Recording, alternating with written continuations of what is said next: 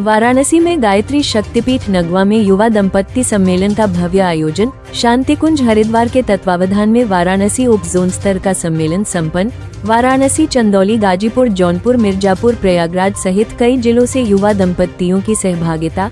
शांतिकुंज प्रतिनिधि आशीष सिंह ने कहा, आदर्श दंपत्ति से ही बनता है आदर्श परिवार। पाश्चात्य संस्कृति और भागदौड़ भरी जिंदगी से दाम्पत्य जीवन में बढ़ रहा तनाव और अलगाव, तलाक और आत्महत्या जैसी घटनाओं को बताया सामाजिक चेतावनी। गृहस्थ जीवन को तपोवन बताते हुए प्यार, सहकार और अध्यात्म पर दिया जोर। उत्तर प्रदेश युवा प्रकोष्ठ समन्वयक प्रभाकर सक्सेना सहित कई वक्ताओं ने किया संबोधन। जय प्रकाश वर्मा ने किया संचालन, प्रो अमित शुक्ला और प्रो अरुण दुबे ने किया स्वागत। सैकड़ों गायत्री साधकों की उपस्थिति से सम्मेलन बना प्रेरणादायी आयोजन। महाराज मैं विद्याधर मिश्रा, गायत्री परिवार वाराणसी का एक कार्यकर्ता हूँ और आज दंपत्ति सम्मेलन देख रहे हैं, जिसका उद्देश्य ही है। गुरुदेव ने कहा था कि बेटा, मैंने तपोवन को घर बनाया है और मेरे बच्चे अपने घर को तपोवन बना ले।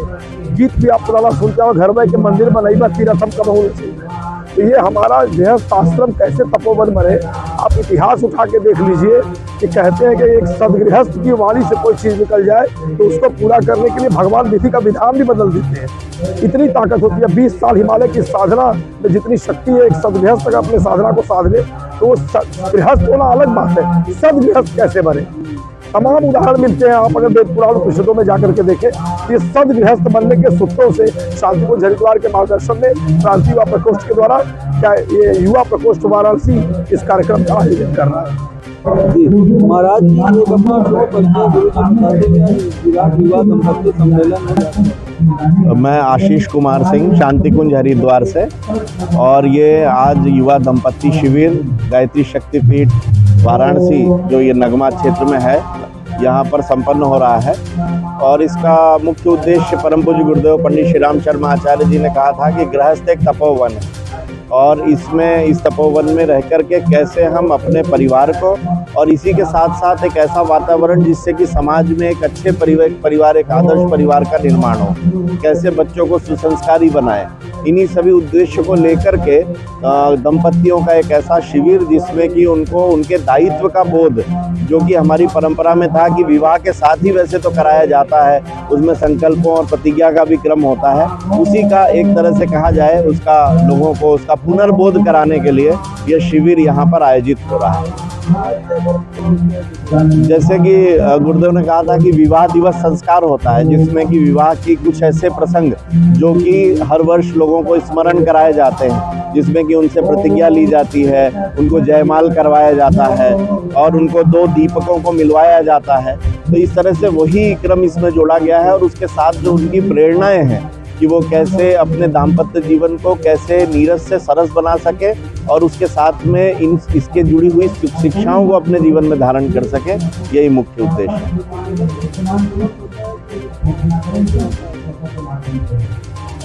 क्रम इसका जो ये अभी एक क्रम, चूंकि वंदनीय माता जी की जन्म शताब्दी का क्रम चल रहा है और उसके प्रयाग में संपूर्ण उत्तर प्रदेश के हर जिले में हम लोग ये शिविर आयोजित कर रहे हैं, तो उसी क्रम में वाराणसी में ये क्रम संपन्न हो रहा है। महाराज जी, अपना परिचय बताते हुए दंपत्ति सम्मेलन हो रहा है, क्या? मेरा नाम गंगाधर उपाध्याय है, मैं वाराणसी का जिला समन्वयक हूँ गायत्री परिवार का। आज यहाँ पर नव दंपत्ति सम्मेलन हो रहा है। हमारे जो युवा हैं जो अभी कुछ ही वर्षों में विवाहित हुए हैं, तो उनको जो है सफल दाम्पत्य जीवन के सूत्र यहाँ से सिखाए जा रहे हैं। विवाह में इतना समय नहीं मिलता है और उनका जीवन में रिपीटेशन नहीं हो पाता है, तो उन्हीं सूत्रों को यहाँ फिर से उनको समझाने बताने। और एक समस्या समाज में हमारी जो है वह दाम्पत्य जीवन में जो खटास आ रहे हैं, जो संबंध विच्छेद के तमाम उदाहरण आ रहे हैं, हिंसा के उदाहरण आ रहे हैं, तो इन सबको कैसे रोका जाए, इस पर चिंतन करते हुए उनको आज यहाँ ट्रेनिंग दी जा रही है इस बात की कि आप अपने जीवन में सफल दाम्पत्य का सूत्र क्या है, कैसे उसको आप धारण करें और कैसे आपका जीवन सफल हो, आपके बच्चे संस्कारवान बने और आपके घर में खुशहाली आए, बुजुर्गों का सम्मान रहे। ये वाराणसी जनपद के ज़्यादातर बच्चे हैं, इसके साथ साथ बलिया, गाजीपुर, आजमगढ़ और जौनपुर से भी 2 5-5 लोगों की टीम आई हुई है, ताकि वो जाकर अपने जिलों में इसे कर सके और लोगों को लाभान्वित कर सके।